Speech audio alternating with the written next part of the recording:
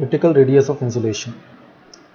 In some textbooks and reference books, this topic is given as critical thickness of insulation.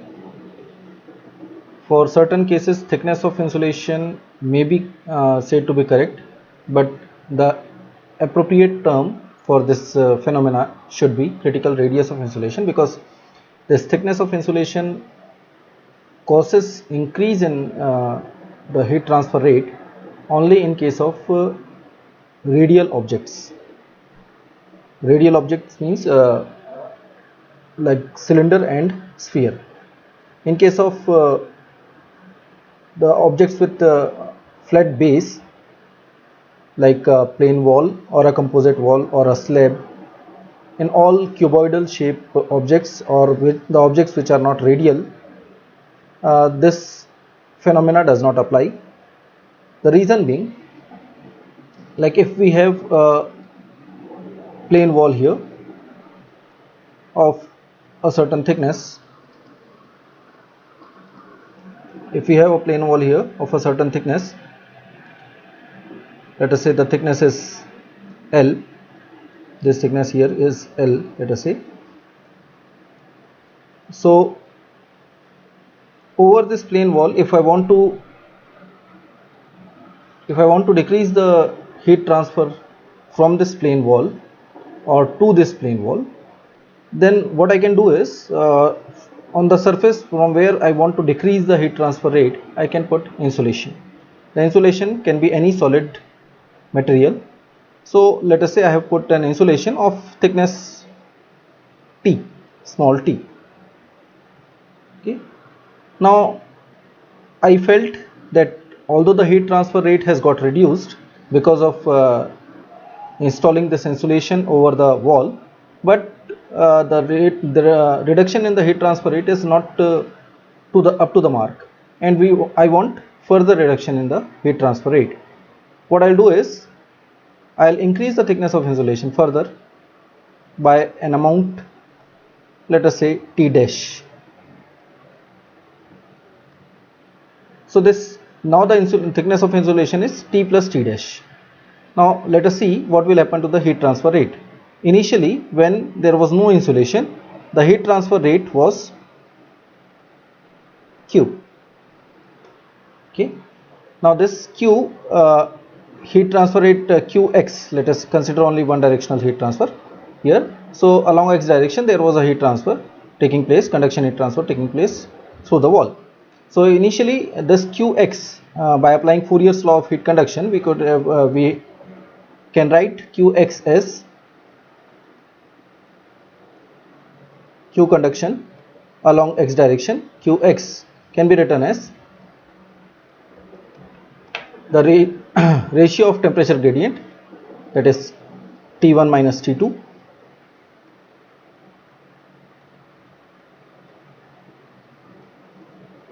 upon the thermal resistance. Now the thermal resistance for this wall without insulation will be L upon Ka, where L is the thickness of the wall and K is the thermal conductivity of the wall material, and A is the area normal to the direction of heat transfer. Now this area normal to the direction of heat transfer is this area which is perpendicular to the plane of the paper.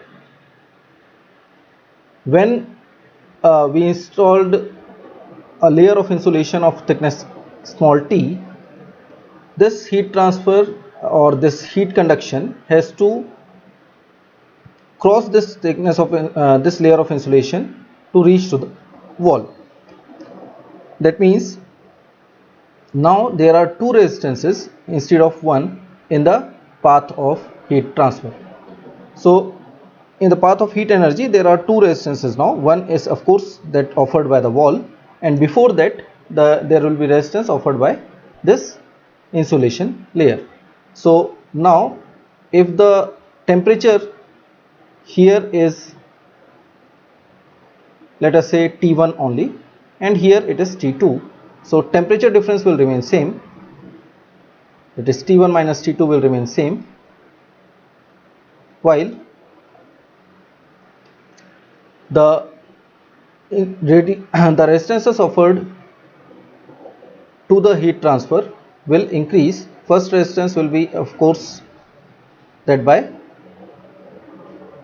sorry, this will be small t, that is the thickness of the insulation, upon K insulation, let me denote it as Ki, multiplied by the area of insulation.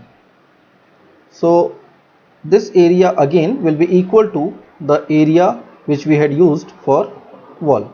So this is Ki into A, T upon Ki into A. This is the first resistance offered to the conduction heat transfer, and the second resistance will be offered by the wall, that will be L upon K into A. Now in this case what we have observed is this area which is in the direction normal to the direction of heat transfer is remains unchanged with the application of insulation layer. If I further increase the insulation layer by a thickness T dash, then there will be, if the material of insulation is same, then this resistance offered by the insulation layer will further increase, and this will become T plus T dash upon Ki into A. So what we are seeing here is in case of conduction heat transfer, the resistance offered to the conduction heat transfer with the increase in insulation layer, with the increase in the thickness of insulation, the resistance will increase, and thus the conduction heat transfer will decrease. So with the increasing thickness of insulation, the conduction heat transfer in case of plane wall will decrease, because the insulation will be offering it resistance in its path. So the heat transfer rate will decrease with the increase in the thickness of insulation. Now let us see what will happen to the convection heat transfer here. Convection heat transfer, which is taking place between the fluid which is at let us say T infinity here, and here based on the conditions prevailing here, let us assume that the convection heat transfer coefficient is H, watt per meter square Kelvin. This is T infinity Kelvin, let us see for now. And here this temperature we had considered is it to be T1, so let this be T1. So now the convection heat transfer is taking place between the fluid which is flowing here, that is the ambient fluid, and this surface of insulation.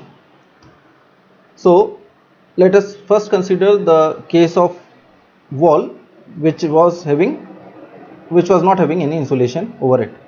So temperature, let it be same T1. So in that case Q convection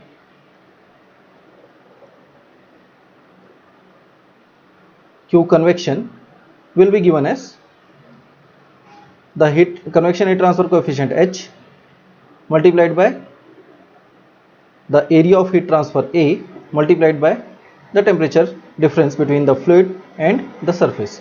So surface temperature is, let us say, higher, so it is T1 minus T infinity. Okay, or if the surrounding temperature is ambient fluid temperature is higher than T1, then it can be reversed, so it can be written as T infinity minus T1. Now this convection heat transfer rate without insulation was the convection heat transfer rate without insulation was this much. When the insulation is applied over the wall, what will happen to this convection heat transfer rate? We can easily say that the convection heat transfer rate of convection heat transfer will remain unaffected with the insulation layer thickness. First, when we applied the insulation of thickness T, then also the convection heat transfer rate will remain as it is, because neither T infinity is changing nor T1 is changing. Also the area of heat transfer for convection heat transfer is same as we had considered for conduction heat transfer. So this area also will remain as it is. The important point to be noted here is that the area of heat transfer is not changing with the increasing thickness of insulation, and that's why the convection heat transfer rate will remain unaffected with the increasing thickness of insulation in case of plain wall.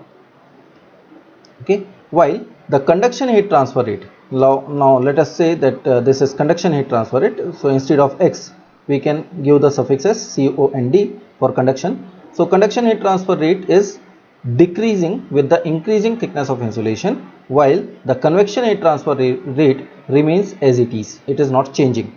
So there is no effect on convection heat transfer with the increasing thickness of insulation for plain wall. Okay, so overall effect will be the conduction heat transfer rate is decreasing. That's how we can say that the overall heat transfer rate through the wall will decrease with the increasing thickness of insulation. So this was the case with plain wall. Now what will happen to a cylindrical object or a radial object, means a cylinder or a sphere. Now let us consider there is a cylinder.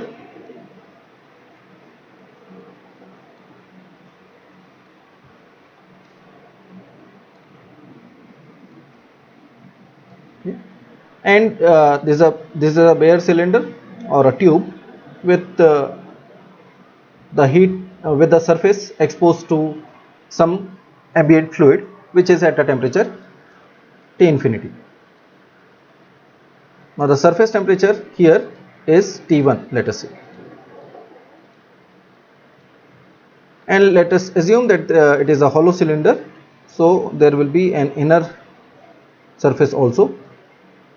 So inner surface temperature, let that be T2. Okay. So depending on the values of T1, T2 and T infinity, the heat transfer direction will be decided. Let us assume that T1 is greater than T2 and T infinity is greater than T1. So heat transfer direction is in this direction, radially inwards, for the hollow cylinder. Now let us write the expression for conduction heat transfer in this case without insulation. So conduction heat transfer for this hollow cylinder can be given as Q conduction along radial direction, of course, is equal to T1 minus T2, that is temperature difference,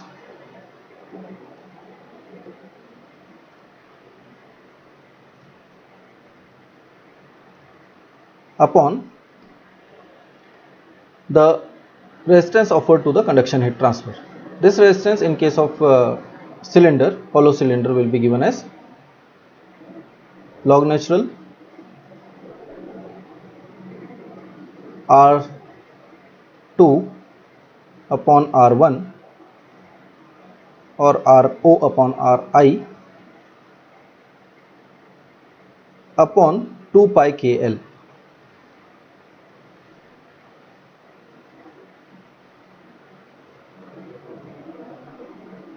Okay, so this is the only resistance offered to the conduction heat transfer when there is no insulation over the cylinder.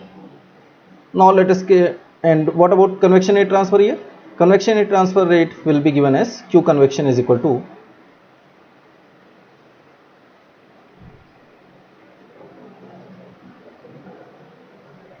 H, which is the convection heat transfer coefficient which is prevailing here because based on the ambient conditions and geometry of the surface, multiplied by A. Let us write it as surface area AS. So multiplied by AS multiplied by the temperature difference, as we have assumed that T infinity is greater than T1, so let us write it as T infinity minus T1. Okay, now this is case 1 when there was no insulation over the hollow cylinder. In case 2, we'll assume we'll have an insulation, apply an insulation layer over this cylinder such that the radius for this insulation now becomes R3.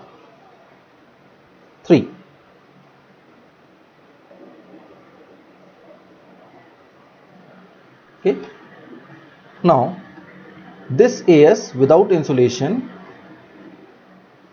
was given as AS without insulation is equal to 2 pi R2 L. Okay, when we applied the insulation layer over the cylinder, what will happen to conduction heat transfer? The conduction heat transfer rate, the numerator in this expression, the numerator will remain unchanged because T1 we will assume that it is the outer surface temperature for the insulation also. So T1 minus T2, numerator will remain unchanged, but there will be an increase in the resistance. So one more resistance will be added in the denominator. That means the value of the denominator in this fraction is increasing, keeping the numerator unchanged. That means the overall fraction value will decrease. So conduction heat transfer rate will decrease by applying the insulation layer over the hollow cylinder.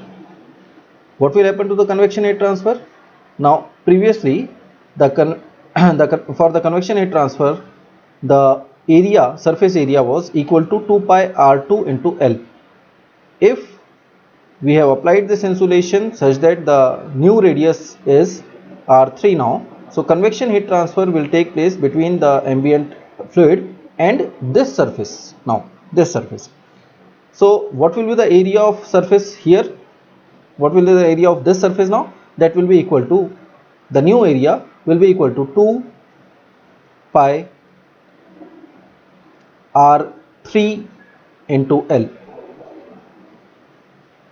Okay, where 2 pi R3 into L, where R3 of course is greater than R2. So this surface area value is increasing, and because of the increase in surface area, the heat transfer rate, convection heat transfer rate will increase, keeping all other quantities same or unchanged. If we are increasing the surface area value here, of course the convection heat transfer rate will increase. So what we observed here is, in case of a hollow cylinder, with the increase in thickness of insulation, or by applying the insulation layer here, although the conduction heat transfer rate decreased, but the convection heat transfer rate increased. Now let us assume a condition when this increase in convection heat transfer rate, that is delta Q convection, the increase in convection heat transfer rate is greater than the decrease in conduction heat transfer rate. So what will be the overall effect of this? The decrease in conduction heat transfer rate is less than the increase in convection heat transfer rate. So by applying the insulation which was intended to decrease the heat transfer rate, actually the insulation is increasing the heat transfer rate between the cylinder and the ambient. So from this what we can conclude is, in case of radial objects with the increase in insulation thickness, the heat transfer rate can increase or decrease, while in case of plane objects, means non-radial objects, with the increase in thickness of insulation, definitely the heat transfer rate will decrease. So in case of radial objects, the change in heat transfer rate or the decrease in heat transfer rate is not certain. It can increase, it can decrease with the application of insulation layer.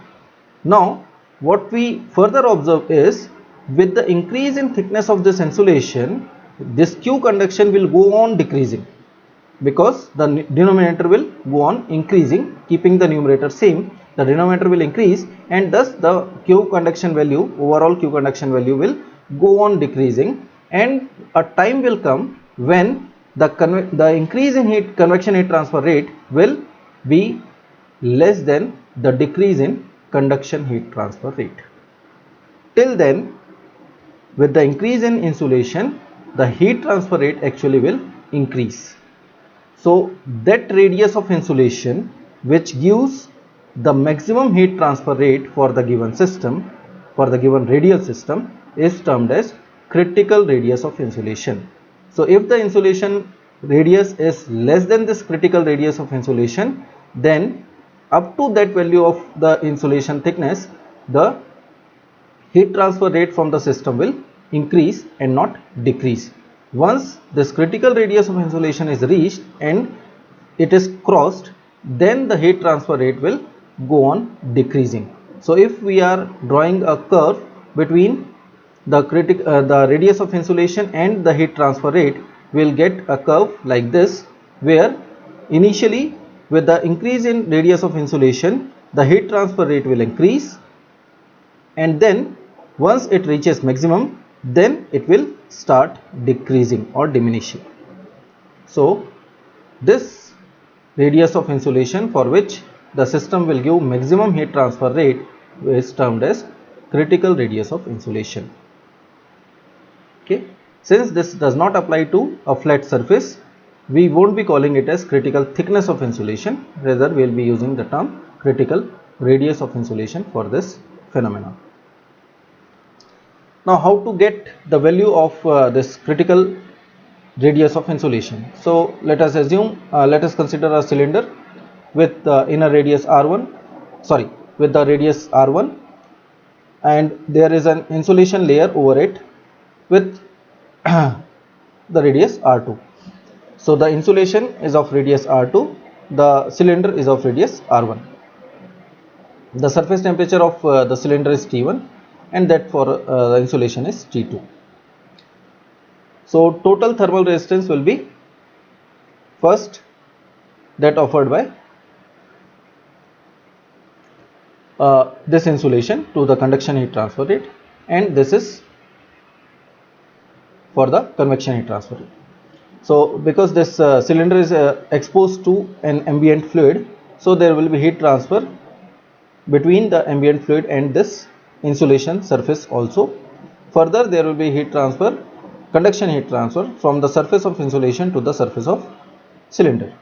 So there are two heat transfers, and the total resistance between temperatures T infinity and T1, let us say, will be, first is conduction and second one is convection resistance. Conduction resistance is offered by the insulation layer, that is given as log natural R2 upon R1, outer upon inner, upon 2 pi KL, and this is convection heat transfer resistance, that is given as 1 upon 2 pi R2 LH, that is 1 upon HA. Now if we want to find the value of R2, which will give us the maximum value of heat transfer. So maximum value of heat transfer rate can be obtained when this thermal resistance, total thermal resistance, will be minimum. So since we have to find this minimum thermal resistance value corresponding to a given value of radius, so what we will do is we will differentiate this RTH total with respect to radius r, small r, and we will equate the differentiation to 0. So this is dRTH total upon dR2, and that has to be equated to 0. When we will differentiate this equation with respect to small r, then it becomes 1 upon 2 pi k L R2, because we are differentiating it with respect to R2. Why we are differentiating it with respect to R2? Because R2 is the radius of insulation. So we want a radius of insulation for which the heat transfer rate will be maximum, that is the thermal resistance will be minimum. So we are differentiating this RTH total with respect to R2. So R2 is not a constant here, it is a variable, and we are differentiating this terms with respect to R2. So what we will get is 1 upon 2 pi k L R2 from here, and minus 1 upon 2 pi R2 square LH, because here it was 1 upon R2 term. So it will become minus 1 upon R2 square when we differentiate it. So these are the two terms, and this equation, this is equated to 0. So what we got is 1 upon k is equal to 1 upon h R2, because 2 pi and 2 pi will get cancelled from here, and L terms also will get cancelled. 1 R2 will get cancelled from here. So here we have got 1 upon k, and here we have got 1 upon R2h. So 1 upon k will be equal to 1 upon h R2. From here, if we want to have the value of R2 in terms of k and h, then it will be given as R2 is equal to k upon h. So for a cylindrical object, the critical radius of insulation will be k upon h.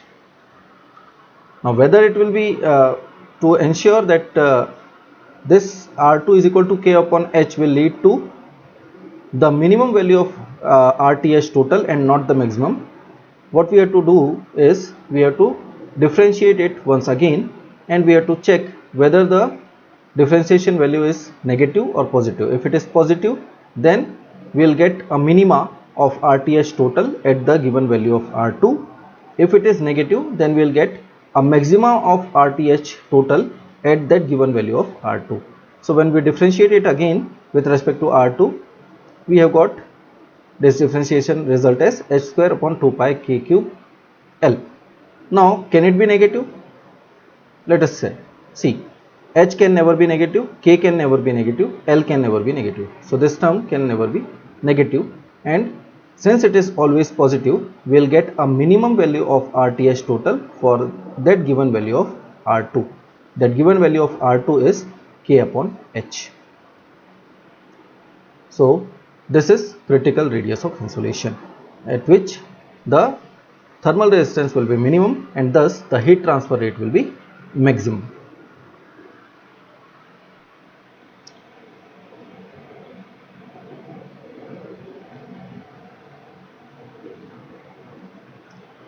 Now, in which cases we should be concerned that the insulation radius of insulation what we are applying to the given object is suitable or not.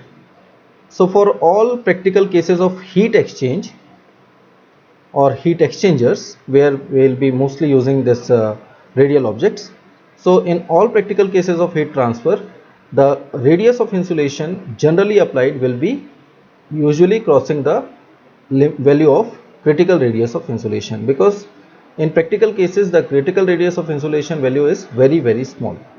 Let us consider a case when H value is 5 watt per meter square degree Celsius, which is a very common value of H with still air or with slow wind. Okay, and the thermal conductivity of insulating material, let us consider that it is 0.05 watt per meter degree Celsius. It can be 0.1 also, it can be 0.3 also, but usually it will be less than 1, okay, for insulation materials. So these are the commonly encountered values of H, that is heat convection heat transfer coefficient, and the thermal conductivity of the insulation material.